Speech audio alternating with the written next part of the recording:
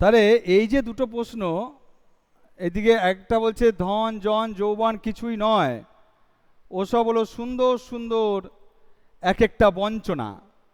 আর একটা প্রশ্নে বলছে পরম সুখ কাকে বলে জানেন, সব সুখের বন্ধন থেকে মুক্ত হয়ে যাওয়া। বাহ, দুটোই তো ভালো কথা বলেছে। এটা তো আমাদেরকেও শুনতে হবে, তাই না? এমন কথা বলেছে, বলছে ধন জন যৌবন কিছুই নয়, ওসব হলো বঞ্চনা। আর একটা কথা দেখো বলছে পরম সুখ কাকে বলে জানেন, সব সুখের বন্ধন থেকে মুক্ত হয়ে যাওয়া। যা একবার বলছে যে পরম সুখ, আর একবার বলছে যে পরম সুখ হচ্ছে সব সুখের বন্ধন থেকে মুক্ত হয়ে যাওয়া। মানে কেমন দুরকম, একই সঙ্গে দুরকম কথা মনে হচ্ছে না দেখে? যে একবার বলছে যে পরম সুখ, আর একবার বলছে পরম সুখটা হচ্ছে সব সুখের বন্ধন থেকে মুক্ত হয়ে যাওয়া। তাহলে ব্যাপারটা কেমন হয়ে গেল? একটা বলছে পরম সুখ, সেই পরম সুখ পাওয়া যাবে সব সুখের বন্ধন থেকে মুক্ত হয়ে যাওয়া। আসলে ব্যাপারটা হচ্ছে সব সুখ বলতে এখানে কি, সাংসারিক বা ব্যক্তিগত সুখ। এই ব্যক্তিগত সুখ, এই সুখ থেকে বঞ্চিত না, মানে এই সুখ থেকে বেরিয়ে আসতে না পারলে পরম সুখটা পাওয়া যায় না। তোমরা ক্লাস 8-এ সবচেয়ে ভালো গল্পটা পড়েছিলে না, সবচেয়ে ভালো, ওইখানে কিন্তু ছিল যে ত্যাগই সুখ, যে ত্যাগটাই সুখ।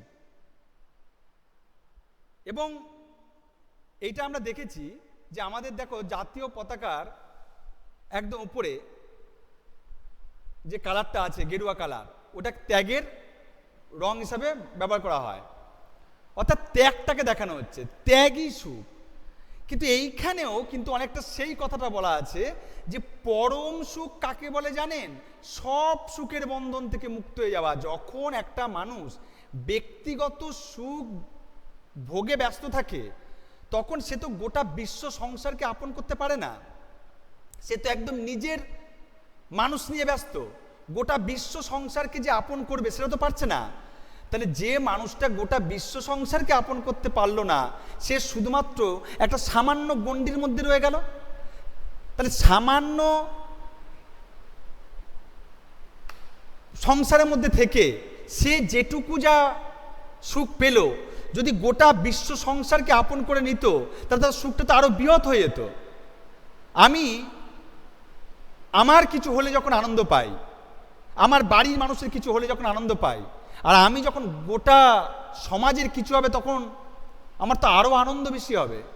তাহলে সেই আনন্দটুকু পাওয়ার জন্য তো মনটাকে প্রস্তুত করতে হবে, মনটাকে তো সেই জায়গাটা তৈরি করতে হবে। সেই জায়গাটাকে তৈরি করাটাই হচ্ছে, উনি বলছেন যে পরম সুখের জায়গায় পৌঁছে যাওয়া। আমরা সাধারণ মানুষ, ওই জন্য আমরা সেভাবে তৈরি করতে পারি না, আমরা নিজেরটা নিয়ে ব্যস্ত হয়ে যাই, তাই আমরা পরম সুখ যেটা তার থেকে বঞ্চিত হই। এইখানে কিন্তু সেই জায়গাটা বলছে যে পরম সুখ কাকে বলে জানেন, সব সুখের বন্ধন থেকে মুক্ত হয়ে যাওয়া। অর্থাৎ ছোটোখাটো যে সুখগুলো আছে, আমরা বাড়িতে, এই যে আজকে বৃষ্টি হচ্ছে, আজকে একটু খিচুড়ি খাওয়া হবে, তাহলে সেই সুখের মজে গেলাম যে চলো খিচুড়ি হবে। নিজেরাই ইলিশ মাছ নিয়ে এসে খিচুড়ি রান্না হলো, দিয়ে আমার জিভের যে আস্বাদ সেটাকে গ্রহণ করলাম এবং এর মধ্যেই নিয়োজিত থাকলাম। তাহলে কিন্তু যে গোটা বিশ্ব সংসার, যদি কেউ ভাবে যে তাহলে গোটা বিশ্ব সংসার, আমি তো খিচুড়ি খাচ্ছি, গোটা বিশ্ব সংসার কি খাচ্ছে, দরকার নেই বাবা, আজকের দিনটা আমিও খাবো না খিচুড়ি, আমি যা পাবো সামান্য তাই খাবো, এই যখন আপন করে সে যখন গোটা বিশ্ব সংসারের দিকে তাকাচ্ছে, তখন তার ভাবনা চিন্তা কিন্তু আলাদা। তাহলে আগে এই বন্ধনটাকে, এই সংসারের যে ছোটোখাটো সুখটা আছে, এটাকে ত্যাগ করতে হবে। কারণ আমরা এটা পারি না, এটা পারা তো চারটেখানি কথা না, এটা তপস্যার ব্যাপার, যার জন্য ওই সন্ন্যাসী পেরেছেন। আর ওই যে সন্ন্যাসী যে 7 দিনের জন্য এসেছিলেন জগদীশ বাবুর বাড়িতে, 7 দিনের জন্য তো তিনি এলেন, এসে ওখানে থাকলেন, থেকে দিব্যি একটা সোনার বোল দেওয়া জুতো, মানে বাগিয়ে নিলেন বলতে হয় আর কি, কথাটা ভাষাটা ঠিক নয়, কিন্তু তবুও ওইটা বাগিয়ে নিলেন। কিন্তু নেওয়ার সময় কি সুন্দর একটা হালকা হাসি আসলেন, মানে একটা হাসি দিলাম, কিন্তু যখন মানে এটা বোঝালামও না যে আমি লোভী, আমার লোভ আছে, আবার সুন্দর একটা হাসি দিয়ে গ্রহণও করে নিলাম। এইটা কিন্তু প্রকৃত বহুরূপী। বহুরূপী গল্পে বহুরূপী যে যদি আমরা নামকরণের সার্থকতা বলি বা বহুরূপী গল্প যদি তাকাই, তাহলে আমরা কি দেখব? বহুরূপীটা কে? বহুরূপী কি হরিদা? না, প্রকৃত বহুরূপী হচ্ছে, বাস্তবে বহুরূপী হচ্ছে সেই সন্ন্যাসী। যে সন্ন্যাসী তো সাজলো, কিন্তু সে কি প্রকৃত সন্ন্যাসী হতে পেরেছে? হ্যাঁ, ও তো একটা হরিতকি খেয়ে থাকতো, মানে বলছে একটা সত্যি করে একটা হরিতকি খেয়ে থাকতো না? না, তাই থাকতে পারে নাকি? একটা হরিতকি খেয়ে একটা মানুষ থাকবে সারাটা বছর? সম্ভব? ওইখানেই তো বুঝিয়ে দিয়েছে, রেকর্ডিং হচ্ছে, তাই মানে ঢপবাজি। তো এখানে ব্যাপার হচ্ছে যে ওই সন্ন্যাসী মানে চূড়ান্ত মিথ্যে একটা তার আবরণ তৈরি করেছে সামনে। একটা সন্ন্যাসিকায় হিমালয়ের গুহাতে থাকে, ওই দেখো গা যাও, ও যে সোনার বোল নিতে পারে সে রাতের বেলায় গিয়ে এসি করে ঘুমাচ্ছে, আর ভোর 5টায় এসে ওই গুহার মধ্যে ঢুকে গেছে অন্য মানুষ ওঠার আগে। তো এই তো তার বহুরূপী সাজ। এটা হচ্ছে প্রকৃত বহুরূপী, যে উপরে একরকম সেজে আছে, আসলে ভেতরে অন্যরকম। এ হচ্ছে সেই বহুরূপী। এই জন্য বহুরূপী নামকরণটা কিন্তু শুধুমাত্র হরিদার জন্য নয়। হরিদা তো যখন বহুরূপী সাজে যখন সন্ন্যাসী সেজেছে, সে তো প্রকৃত সন্ন্যাসী চরিত্রকে তুলে ধরেছে, কিন্তু ওই সন্ন্যাসী তো পারেনি। বলছে ওই সন্ন্যাসী 1000 বছরের বেশি বয়স, তাই হয় 1000 বছরের বেশি বয়স? এ কি সম্ভব? এটা গাঁজাখুরি গল্প, 1000 বছরের বেশি বয়স এটা নয়, ও হচ্ছে সন্ন্যাসী। যাই হোক, আমরা যে দুটো প্রশ্নের মধ্যে ছিলাম, একটা হচ্ছে ধন জন যৌবন কিছুই নয়, ওগুলো হচ্ছে একটা বঞ্চনা। কেন বলেছে? ধন জন যৌবন মানে কি? ধন মানে হচ্ছে টাকা পয়সা, জন মানে হচ্ছে মানুষজন, আমার যারা নিজের আপন মানুষজন, আর যৌবন মানে মানুষের যে সময়টা সব থেকে বেশি শক্তি সামর্থ্য থাকে সেটা হচ্ছে যৌবন। এই সময়টাতে মানুষ কি করে? টাকা পয়সা পেলে নানা রকম ভোগ বিলাসে মত্ত হয়ে যায়। মানুষজন নিয়ে ভোগ বিলাস করো। আগেকার দিনে তো যাদের টাকা পয়সা ছিল একটু জমিদার টাইপের, তারা তো চূড়ান্ত ভোগ বিলাস করেছে। যে কোনো একটা অনুষ্ঠান করেছে, মানুষ খেতে পাচ্ছে না কিন্তু তারা বিরাট অনুষ্ঠান করেছে। অনুষ্ঠান আর কিছু নেই, নিজের বিয়ে হয়ে গেছে, ছেলের বিয়ে হয়ে গেছে, দিয়ে বিড়ালের বিয়ে দাও, বিড়ালের বিয়ে পর্যন্ত দিয়েছে, দিয়ে একটা অনুষ্ঠান করতে হবে আর কি, টাকা পয়সা খরচা করতে হবে, ফুর্তি করতে হবে, আনন্দ করতে হবে। তাহলে এই যে ধন জন যৌবন, এগুলো কি করে? মানুষকে পরম সুখ থেকে বঞ্চিত করে রাখে। এবার যে ধন জন যৌবন, এগুলো যিনি বলছেন সন্ন্যাসী, এগুলো কিছুই নয়, এগুলো হচ্ছে একটা বঞ্চনা। বঞ্চনা মানে ঠকানো, তোমাকে ঠকিয়ে রাখছে এগুলো দিয়ে। কেন? তুমি পরম সুখ থেকে বঞ্চিত হবে তার জন্য। পরম সুখটা কি? ওই যে বললাম যে গোটা বিশ্ব সংসারকে আপন করে নিজের ব্যক্তিগত সুখ ত্যাগ করে তার মধ্যে ঝাঁপিয়ে পড়ার মধ্যে যে আনন্দ আছে, সেই আনন্দটাকে তখন সে খুঁজে নেবে না, তখন সে ব্যক্তিগত সুখভোগেই নিয়োজিত থাকবে। এটা কি বলছে? ধন জন যৌবন আর কিছুই নয়, এগুলো হচ্ছে একটা বঞ্চনা। আমরা সেই বঞ্চনায় ভুলে আছি। আমরা সাধারণ মানুষ, যারা পেরেছে, মহান ব্যক্তি যারা, তারা সেই পর্যায়ে উঠতে পেরেছে, তাদেরকে এই সামান্য টাকা পয়সা ধন দৌলত, মানুষজন, নিজের মানুষজন, নিজের শক্তি সামর্থ্য, এগুলোকে ভুলিয়ে রাখতে পারেনি। তারা বিখ্যাত হয়েছেন, তারা বড় হয়েছেন, তারা গোটা বিশ্ব সংসার তাদের কাছে আপন। তাই বিবেকানন্দ বলতে পারে, হে মূর্খ ভারতবাসী, হে দরিদ্র ভারতবাসী, আমার ভাই, সবাই আমার ভাই। তাহলে এই যে ভ্রাতৃত্ব বোধে উন্নীত হওয়া, এই জায়গাটার কথা বলা হচ্ছে। তো যাই হোক, আমাদের যদি প্রশ্নের উত্তরটা লিখতে হয়, তা তোমাদের মনে হতে পারে স্যার অনেক কিছু বললেন, সবটা বুঝতে পারলাম, কিন্তু প্রশ্নের উত্তরের বেলায় কী লিখবো? তো সেই ক্ষেত্রে আমি বলবো যে যে ধন জন যৌবন আর কিছুই নয়, এগুলো সুন্দর সুন্দর একটা বঞ্চনা। এটার যদি প্রসঙ্গ সহ ব্যাখ্যা লিখি, কি লিখব? লিখব যে উদ্ধৃত অংশটি, আমরা যেমন উৎস লিখি, উদ্ধৃত অংশটি সুবোধ ঘোষের বহুরূপী গল্প থেকে নেওয়া। প্রসঙ্গটা কি লিখব? প্রসঙ্গ লিখব, সন্ন্যাসী রূপী হরিদা জগদীশবাবুর বাড়ি পৌঁছালে জগদীশবাবু সন্ন্যাসীকে তার বাড়িতে থাকার অনুরোধ করেন। সন্ন্যাসী রূপী হরিদা একথা অস্বীকার করলে জগদীশবাবু সন্ন্যাসীকে কিছু উপদেশ দিতে বলেন। সেই প্রসঙ্গেই সন্ন্যাসী রূপী হরিদা এই মন্তব্য করেছেন। প্রসঙ্গ হয়ে গেল। ব্যাখ্যাটা কি লিখব? ব্যাখ্যাতে আমরা পরিষ্কার এরকমভাবে প্রথমেই বলে দেব কি, যে ধন জন যৌবন বলতে টাকা পয়সা, ধন মানে টাকা পয়সা, টাকা পয়সা, মানুষজন এবং যে অবস্থায় মানুষের সব থেকে শক্তি সামর্থ্য থাকে সেই অবস্থাকে বোঝানো হয়েছে। এটা প্রথমেই বলে দেবো যে ধন জন যৌবন বলতে টাকা পয়সা, মানুষজন আর যে অবস্থায় মানুষের সব থেকে বেশি শক্তি সামর্থ্য থাকে সেই অবস্থাটাকে বোঝানো হয়েছে। অর্থাৎ যে অবস্থায় মানুষের শক্তি সামর্থ্য থাকে সেই অবস্থায় মানুষ নিজের লোককে নিয়ে ব্যক্তিগত ভোগবিলাসে মত্ত হয়ে ওঠে। কিন্তু এই সুখ যেমন ক্ষণস্থায়ী তেমনি ছোট্ট গণ্ডিতে আবদ্ধ।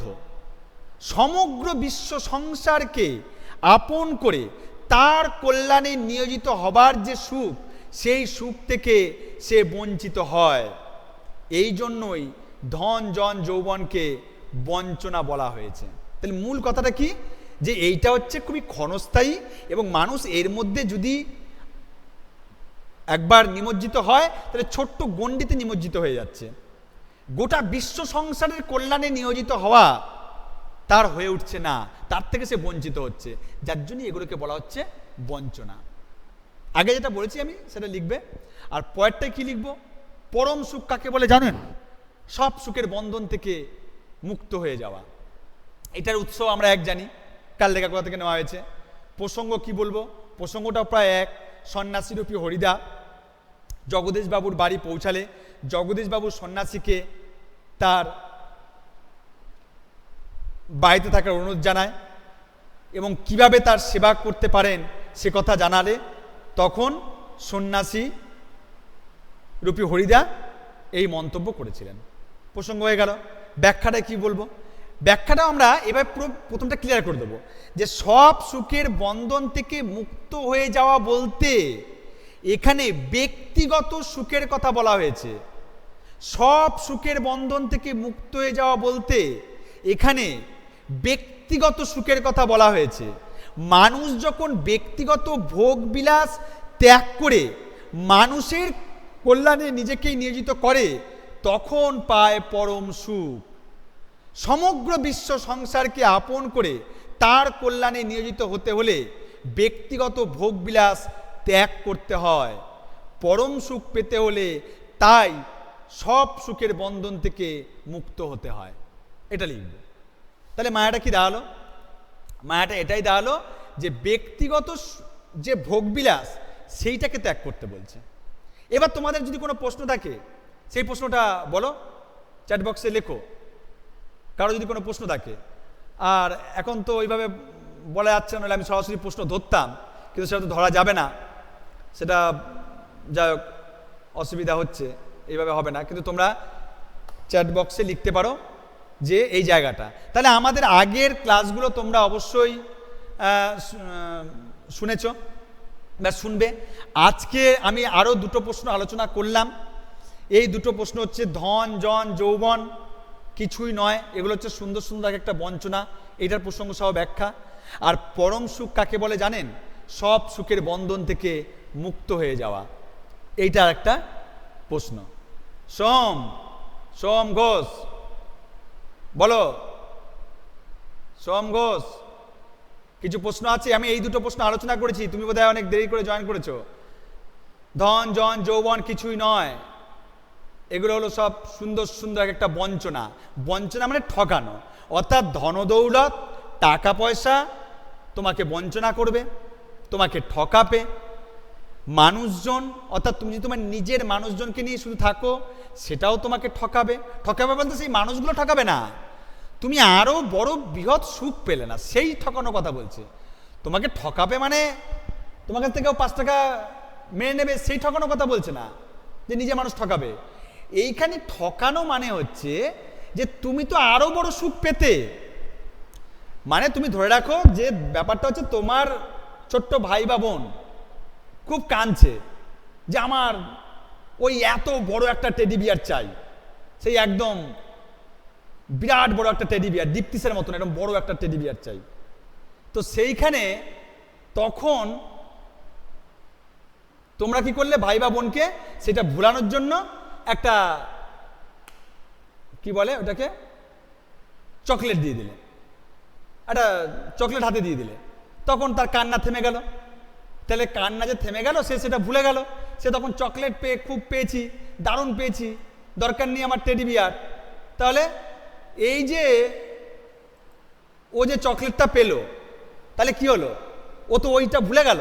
তাহলে এই চকলেটটা কি আসলে ওর কাছে একটা বঞ্চনা। ও যে আরো বড় সুখটা পেতো, টেডি বিয়ার এলে প্রতিদিন প্রতি মুহূর্তে যে সুখটা পেতো, একটা ছোট্ট টেডি বিয়ার, ছোট্ট চকলেট খেতো, সব 5 মিনিটের মধ্যে শেষ। যখন সে ওই বড় খেলনার জন্য কাঁদছিল, সেই খেলনাটার কাছে হয়তো আরো বেশি দিন থাকতো, অনেক দিন থেকে যেত, কিন্তু ওকে সেই মুহূর্তে ভোলানোর জন্য হাতে একটা চকলেট দিয়ে দেওয়া হলো। ও চকলেটটা পেয়ে সেই মুহূর্তে ভুলে গেল, ও চকলেটের আনন্দে ওইটা ভুলে গেল। তাহলে কি হলো, বৃহত্তর সুখ থেকে বঞ্চিত হলো ছোট্ট সুখে। ঠিক তেমনি আমাদের সাংসারিক জীবনেও আমরা যে এই যে এত খাওয়া দাওয়া আনন্দ ফুর্তি করে কাটাচ্ছি, এটার মধ্যে আছে যে আমরা পরম সুখটাকে উপলব্ধি করতে পারছি না, আমরা ছোটখাটো সুখ নিয়েই ব্যস্ত হয়ে আছি। তাই এখানে বলছে যে ধন জন যৌবন এগুলো হচ্ছে একটা বঞ্চনা, এগুলো তোমাকে ঠকাবে, টাকা পয়সা তোমাকে ঠকাবে। কি ঠকাবে, আরো বড় বৃহত্তর সুখ থেকে বঞ্চিত করে দেবে। কারণ যখন আমার হাতে, তোমার হাতে, সাধারণ মানুষের হাতে প্রচুর টাকা, তখন সে ব্যক্তিগত সুখ ভোগ করতে চায়, খাওয়া দাওয়া আনন্দ ফুর্তি ঘুরে বেড়ানো, তখন তার মধ্যে নিমজ্জিত হয়ে যায়। তখন কি হয়, আরো মানুষজন নিয়ে, যেটা আমি বললাম একটু আগের ব্যাখ্যায়, তখন এগুলো তোমাকে আরো যে বৃহত্তর একটা সুখ আছে, সেই সুখের আর সন্ধান দেয় না, সেটা তোমাকে বঞ্চিত করে রাখে। তাহলে আমরা কি লিখব, আমরা আবার বলছি, আমি একবার বলেছি আবার বলছি, যে ব্যাখ্যাটায় কি লিখবো, ধন জন যৌবন কিছুই নয়, এগুলো হচ্ছে সুন্দর সুন্দর একটা বঞ্চনা। কি লিখবো, একদম এভাবে লিখবে, ধন জন যৌবন বলতে টাকা পয়সা, মানুষজন এবং যে অবস্থায় মানুষের সব থেকে শক্তি সামর্থ্য থাকে সেই অবস্থাকে বোঝানো হয়েছে। অর্থাৎ যে অবস্থায় মানুষের শক্তি সামর্থ্য থাকে সেই অবস্থায় মানুষ নিজের লোককে নিয়ে ব্যক্তিগত ভোগবিলাসে মত্ত হয়ে ওঠে। কিন্তু এই সুখ যেমন ক্ষণস্থায়ী তেমনি ছোট্ট গণ্ডিতে আবদ্ধ। সমগ্র বিশ্ব সংসারকে আপন করে তার কল্যাণে নিয়োজিত হবার যে সুখ, সেই সুখ থেকে সে বঞ্চিত হয়। এই জন্যই ধন জন যৌবনকে বঞ্চনা বলা হয়েছে। হয়ে গেল, আমি এটাকে রেকর্ডিং হচ্ছে, এটা আবার আপলোড হয়ে যাবে, সেখানে আরেকবার দেখে নেবে। আরেকবার তাও বলে দিই, পরম সুখটার ব্যাখ্যাটা কি বললাম, যে পরম সুখ কাকে বলে জানেন, সব সুখের বন্ধন থেকে মুক্ত হয়ে যাওয়া। সেখানে বলছে সব সুখের বন্ধন থেকে মুক্ত হয়ে যাওয়া বলতে এখানে ব্যক্তিগত সুখের কথা বলা হয়েছে। আর পরম সুখ বলতে ত্যাগকেই বোঝানো হয়েছে। মানুষ যখন ব্যক্তিগত ভোগ বিলাস ত্যাগ করে মানুষের কল্যাণে নিজেকে নিয়োজিত করে, তখন পায় পরম সুখ। সমগ্র বিশ্ব সংসারকে আপন করে তার কল্যাণে নিয়োজিত হতে হলে ব্যক্তিগত ভোগবিলাস ত্যাগ করতে হয়। পরম সুখ পেতে হলে তাই সব সুখের বন্ধন থেকে মুক্ত হতে হয়। বোঝা গেল? তাহলে সোম আছে, আচ্ছা ঐতিহ্য, তাহলে বোঝা গেল যে 1000 বছর বা ওই 1000 বছর বাঁচা কারোর পক্ষে সম্ভব নয়, আর একটা হরিতকি খাওয়া সম্ভব নয়। ওটা হচ্ছে পুরোপুরি একটা মিথ্যে আবরণের সৃষ্টি করা, যেন অন্য মানুষ পায়ে লুটিয়ে পড়ে, ওই বাবরে 1000 বছর বেঁচেছে, তাহলে ওই সন্ন্যাসীর কত ক্ষমতা, হাজার বছর বেঁচে আছে, সাংঘাতিক ব্যাপার, তাই না? তাই তো দীপ্তিস? হ্যাঁ, সোম কি চলে গেল? আর চেতনা আজকে কিছু কথা বলছে না। মেঘা আছে, নাসিব আছে, সোম একটু দেরি হয়ে গেল তোমার। আচ্ছা আচ্ছা, আচ্ছা ঠিক আছে, বলো দুই একটা যে আর কিছু আছে কিনা প্রশ্ন, তাহলে শেষ করা যাবে।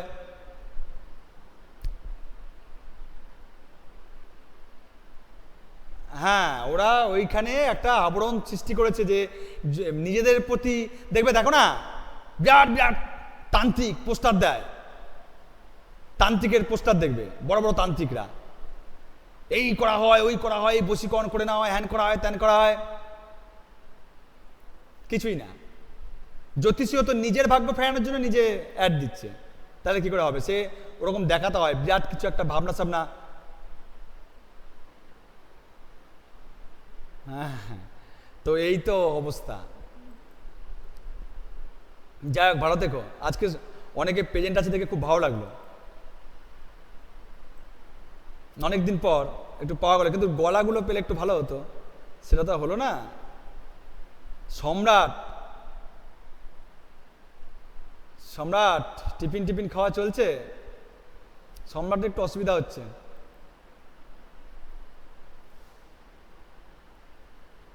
ঠিক আছে, ক্লাসটা তো শেষ করতে হবে।